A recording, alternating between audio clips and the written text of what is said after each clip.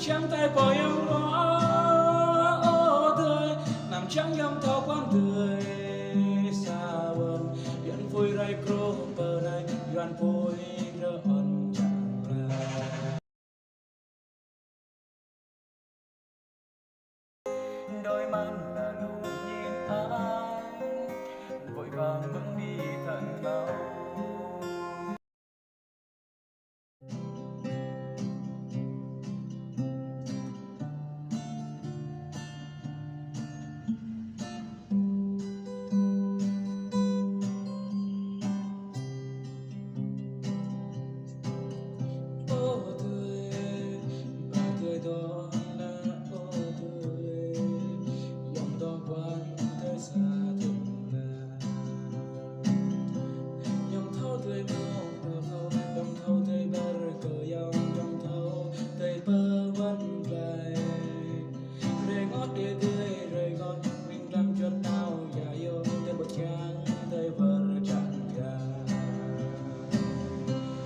Trắng tay bỏ em quá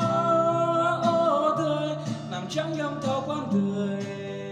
xa vần yên vui rai kro bờ này doan vui rơ on chẳng là ngô tươi nè ngô tươi ta chợt nào ya yo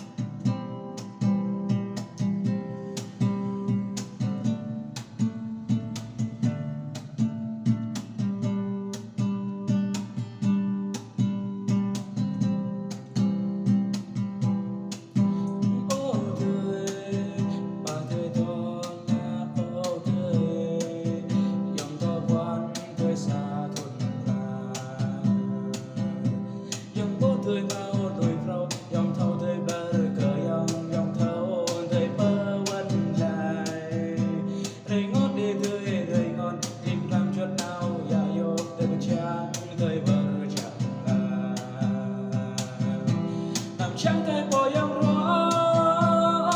tươi nằm trắng em thao quán tươi đừng làm gần vui rai kro bờ này gần vui rơ on chẳng là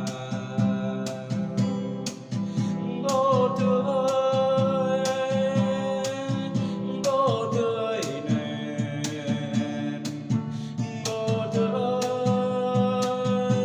ta chợt nào ya yo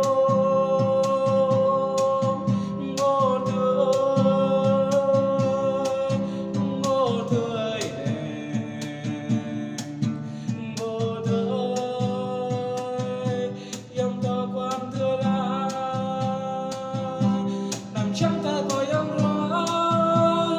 tươi nằm trắng em thao quán tươi rìm làm gần vui rai kro bờ này gần vui rơ on chẳng là ngô tươi ngô tươi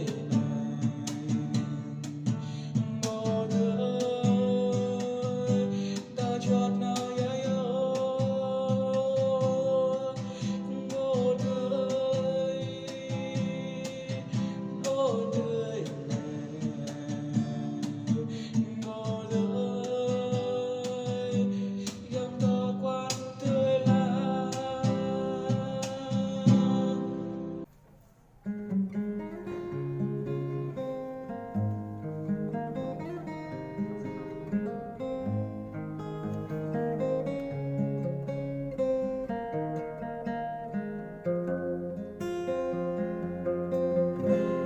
đã nhiều lần anh muốn nói ra hết tất cả tâm tư lòng anh nhưng ngày vì anh rõ trai nên chẳng dám ngỏ lời yêu em mong một ngày chợt thấy em đang kề vai bước đi cùng anh đôi mắt là lùng nhìn anh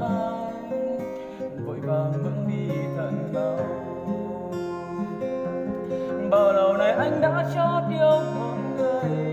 mà người ơi lại chẳng nghĩ đến tình ai, và người ơi chỉ xem anh như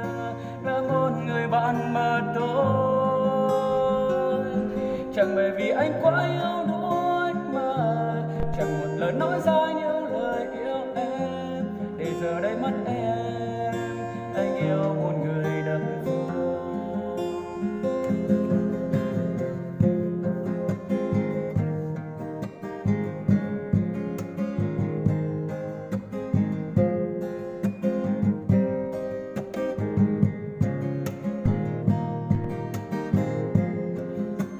Đã nhiều lần anh muốn nói ra hết tất cả tâm tư lòng anh, nhưng bởi vì anh rõ trai nên không dám ngỏ lời yêu em. Bỗng một ngày chợt thấy em đang kề vai cùng đi cùng ai, đôi mắt lạ lùng nhìn anh vội vàng bước đi thật mau. Bao lâu nay anh đã cho yêu một người mà người ơi lại chẳng nghĩ đến tình ai, và người anh chỉ xem anh là một người bạn mà thôi. Chẳng bởi vì anh quá yêu đuối mà chẳng một lần nói ra những lời yêu em, để giờ đây mất em, anh yêu đơn phương một người.